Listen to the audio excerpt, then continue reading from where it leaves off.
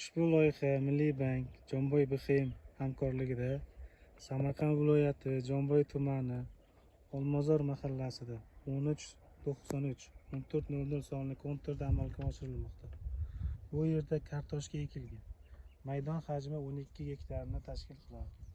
Bu yerdagi ekinlar zamonaviy usullar bilan parvarishlanmoqda. Hozirda ekinlar gullash holatida.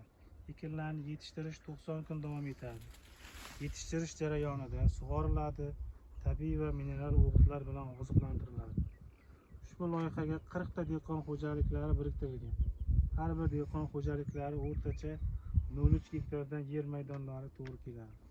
Loyihani amalga oshirish uchun lider tadbirkor Rajabov Asliddin ishlab chiqarish kooperativi biriktirilgan. Ushbu loyiha bo'yicha har bir gektardan 30 tonna, jami 360 tonna hosil olish rejalashtirilgan.